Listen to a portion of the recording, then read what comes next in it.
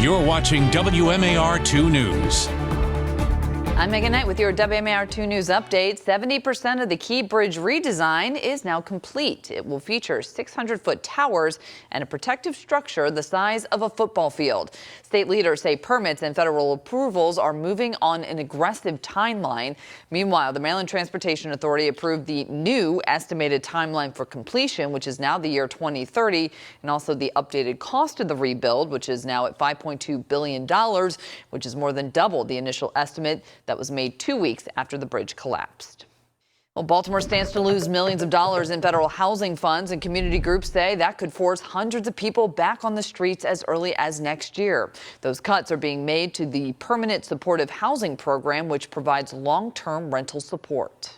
Baltimore City was around 94% at permanent supportive housing. Now HUD is saying that we're only going to allot 30% of funding for permanent supportive housing.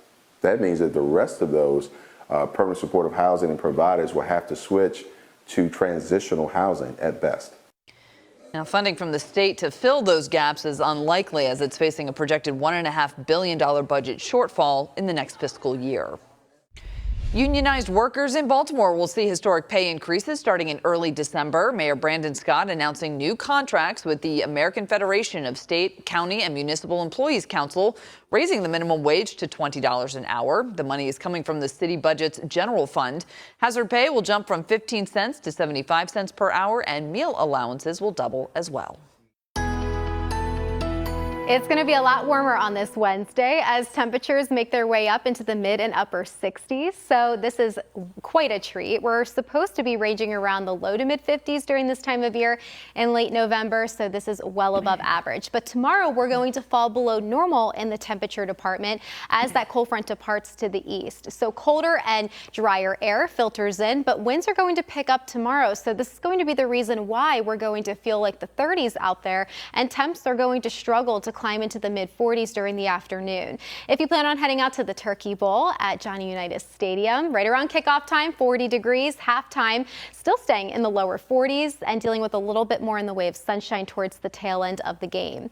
But winds become even more blustery over your Friday. For your Black Friday, if you have any shopping plans, make sure you're bundled up as you're heading from store to store. It is going to feel more like the low 30s, even upper 20s for areas near the state line because of how strong the winds will be. They will be gusting up to about 40 miles per hour. So they peak on Friday and then they start to relax. A lot less breezy. We get a break from those winds. It's going to be more manageable on Saturday. Highs in the 40s this weekend. Rain finally makes the comeback on Sunday. A dry start early next week with another dose of showers possible on Tuesday. Megan? All right, Stevie, thank you. And hey, we're just a day away now from the Brooks Financial Group annual Turkey Bowl. Tune into WMAR tomorrow morning to watch Calvert Hall and Loyola in their 105th matchup in school history. Our coverage starts at 9 o'clock tomorrow morning with the Turkey Bowl game day presented by the Catholic Review. Randall Newsom, Jack Watson, they will be your hosts for all the behind-the-scenes action before kickoff at 10 o'clock.